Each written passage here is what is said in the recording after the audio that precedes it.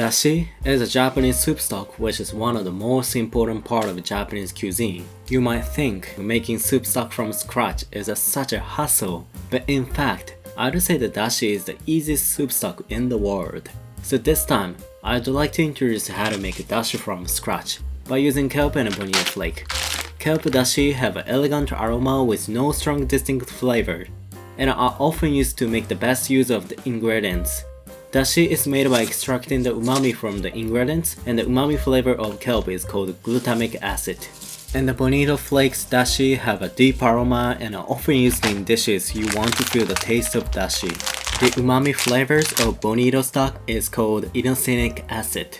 When glutamic acid of kelp and inosinic acid of bonito are combined, synergistic effect of umami is created and it's tasted even better. So this time, I'd like to introduce two ways of making dashi. First one is, it takes a little time, but it's the most common and authentic way to make dashi. First, wipe off the sands on the surface of the kelp, but don't rub it too much, it will remove the sweetness of the kelp. Then put water and the kelp in a pot, leave it for half a day to overnight. If you do that, the kelp absorbs the water and becomes bigger like this. Then heat the pot over medium heat. When it starts simmering, take out the kelp because the bitterness when kelp is heated too much. And remove the lye. When it boils lightly, turn off the heat and add the bonito flakes. After leaving it for 1 to 2 minutes, strain it with a colander and kitchen pepper. And do not squeeze the bonito flakes left in the colander because it causes harsh and bitter taste. If you get this clear, you did amazing. Next, let me introduce the easiest way. You just need 5 minutes. First, put boiling water in a bowl. By transferring boiling water to a bowl, the temperature of the hot water can be lowered to about 80 degrees, which is the best temperature for dashi. Then add the kelp and bonito flakes here. After leaving it for 1 to 2 minutes, strain it with a colander and a kitchen pepper. Same as well, do not squeeze the bonito flakes. And it's done. So easy, right? Next, let's make niban dashi. The niban dashi is the dashi made by simmering the leftovers of strained kelp and bonito. It has a harsh taste, but it also has good amount of umami, so it is often used in strongly seasoned dishes. First, heat the leftovers in water over medium heat. After boiling, reduce the heat and simmer for about 10 minutes. After leaving the lye, strain it in the same way, and now you got niban dashi. So let's compare the 3 different dashi. From the left, this is the dashi made by authentic way. And here is the easiest dashi I made in 5 minutes. And the last one is a niban dashi. If you look at them, you can see the colors are quite different. There's even a slight difference between the authentic dashi and the easiest dashi. Easiest dashi has a little lighter color. Let's check the taste. First, I'm gonna try authentic dashi. Yeah, this is delicious. I feel the taste of kelp first and the flavor of bonito flakes as an aftertaste. It is very well balanced and I could feel lots of umami. Next, let's taste the easiest dashi.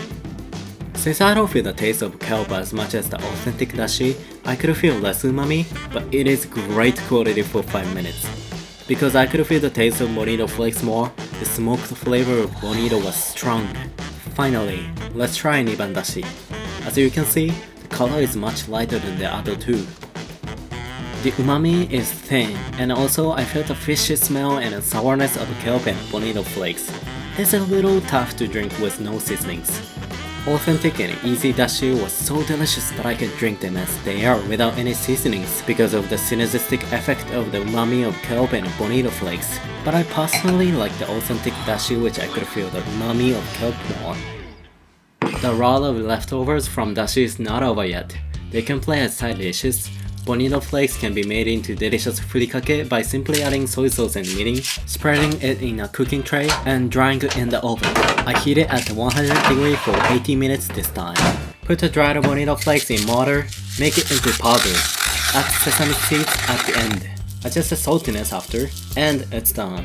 It's delicious if you add seaweed too. It's so much fun to make original furikake. Next, I'd like to make a tsukudani by using leftover of kelp.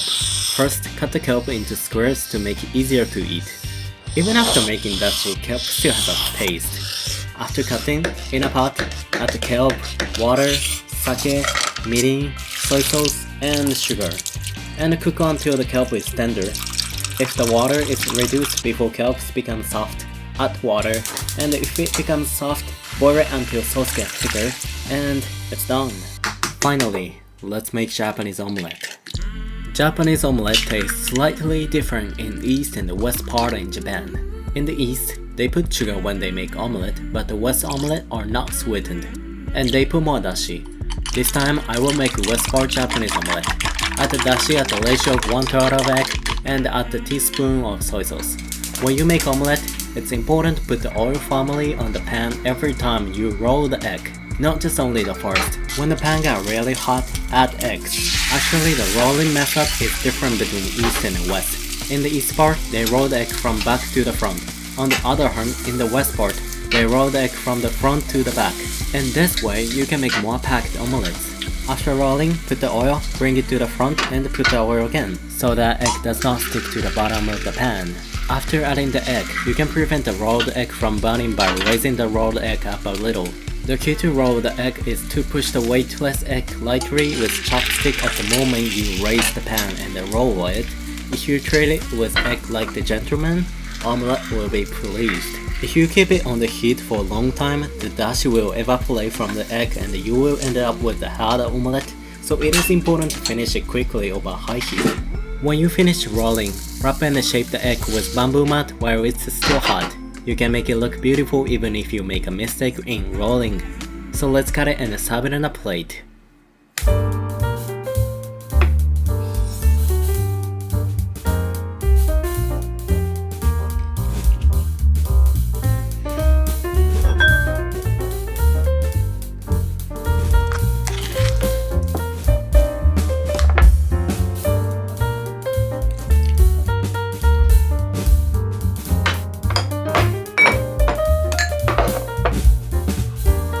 Today, I'd like to fully enjoy dashi with this beer. It's called Omachi Brut from Kankiku Brewery.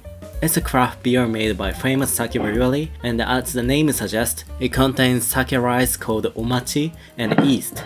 Beer style is pale ale. When I opened it, I smelled gorgeous wheat.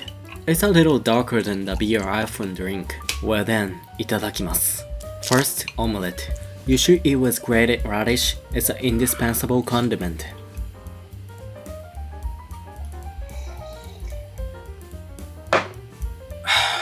So good. The moment I bit, the dashi came out from the egg and exploded in my mouth.